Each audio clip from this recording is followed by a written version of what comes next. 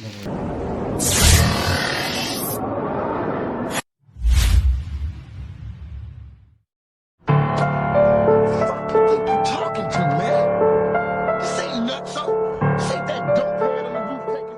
tayo ng belly pan. Yan. Plug and play lang daw to. Tingnan natin kung totoo. Pero sa tingin ko naman super plug and play lang to. So okay lang. Yun ang akala ko mga AirPods. Akala ko plug and play lang siya. Halos isang oras kong pinipigure out paano ko siya ikabit, i-install. Kumpleto naman ako sa gamit, pero ang nangyari kulang tayo sa tornilyo. Kailangan natin ng tornilyong mahaba, which is wala ako. Hindi ko na siya pinilit no mga AirPods. Pumasok muna ako sa trabaho. Ang plano idala ko na lang muna siya sa shop. Masaya pa ako dyan Pineflex pa si Trigger Happy. Hindi ko alam na pagsapit pala ng gabi ay mangyayari sa amin. Manina tayo na ito. Tapos pang na yung shifter natin na discord. Tapos puno ng gas-gas ng sniping natin simula dito ulit. Nung gabing pauwi na ako mga AirPods, pinunggo ako ng isang van. Isang babaeng nag-aaral mag-drive na wala naman lang sign sa kanyang sasakyan na nag-aaral lang siya. Hindi man siya umamin, pero okay na yun, okay na sa amin. Pagkaayos na. Siguro mali din ako kasi mabilis akong mag-drive. Kaya naghiwalay kami ng maayos nang walang samaan ng loob. Napag-usapan na namin sa barangay at nagpirmahan kami. Kaya okay na ang lahat. Kinabukasan, nagsadya ako sa shop ng aking mga kaibigan para ipagawa itong aking nabaluktot na shifter no? Sa palagay ko kasi tornilyo lang naman yung problema nito at yung apaka na hindi na masyado. Ito nga pala ang shop kung saan nagtatrabaho ng aking mga kaibigan dito sa RCA, dito sa Mabigal, banda sa amin, malapit lang. Medyo late na ako dumating kaya maraming nauna sa akin, kaya tambay muna dyan si Trigger Happy. Habang nakatambay si Trigger Happy, pumunta ako sa palengke para kumain kasi di pa ako kumakain din. Kumain ako dito sa 7-Eleven yan dito sa aming palengke dito sa Florida. Pagbalik ko ayan na nga ginagawa na ni Boss John ng aking shifter na nasira dahil sa pagkabangga. Ito yung nakuha naming tornilyo, yung pina, kaya kailangan palitan na to. Kailangan ng bagong tornilyo, kaya i-customize na lang ni Boss John kung anong mangyayari dito. Pero sabi niya sa akin malaki daw ang pag-asa na magagawa siya ulit. Ayan, at nagawa na ni Boss John at tuwang-tuwa ako dyan. Nawala ang aking gaba at tumuwid na siya. Medyo may baluktot lang ng konti sabi niya, pero pag tingin ko tuwid na siya dahil pinalitan nga niya yung tornilyo. At dyan ay ginagawa na niya ang aking belly pan at kailangan niyang magbutas sa hip guard ng butso kaya pumayag na ako para walang problema. At yan, patapos na. Sa kabila naman ng tinitira ni Boss John, aming belly pan na sinasabing plug and play nga lang daw, pero hindi naman totoong plug and play. Ang dami ring adjustment. At dyan tapos na ang ating belly pan. Hinuwi ko na sa bahay dahil naiya akong mag video doon. Alam nyo naman, siyempre maiyain tayo, bago pa lang tayong vlogger Kaya yan, ang ganda ng inalabasan, di ba mga AirPods?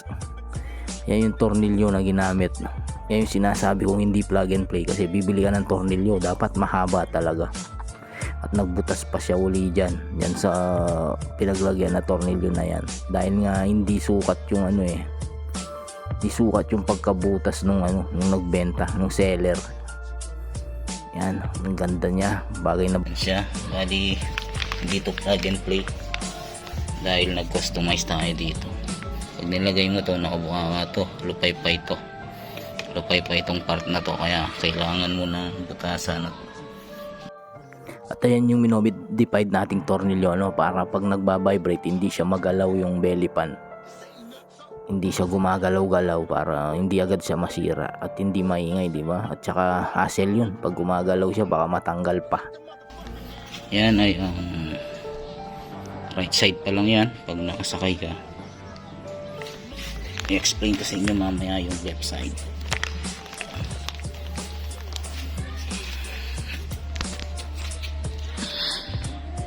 Ayan yung itsura niya, di ba?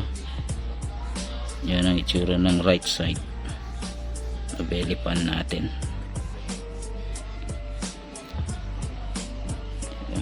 Forma.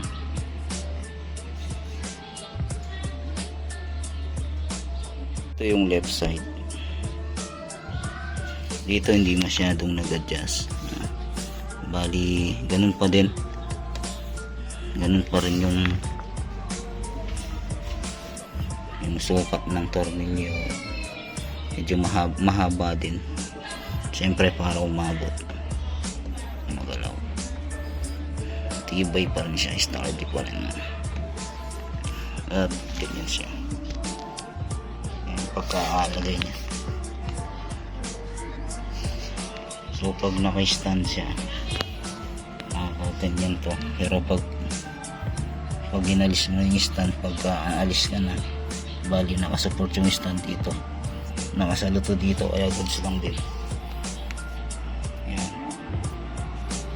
Okay siya. Mahirapan ka lang kasi yung butas niya dito hindi siya sukat, kaya nagbutas kami ulit para marekta siya diretso sa butas.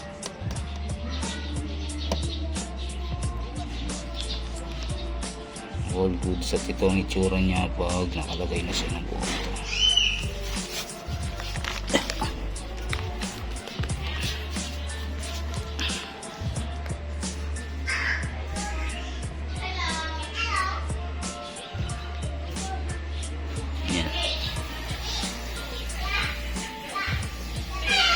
Yan ang itsura niya. Yan. At yan, 'di ba? Ang ganda na niya, airpass, 'di ba? Pagkatapos ng isang taon na pagtsatsaga, nakuha ko rin yung concept na gusto ko, yung street bike lang pero may angas.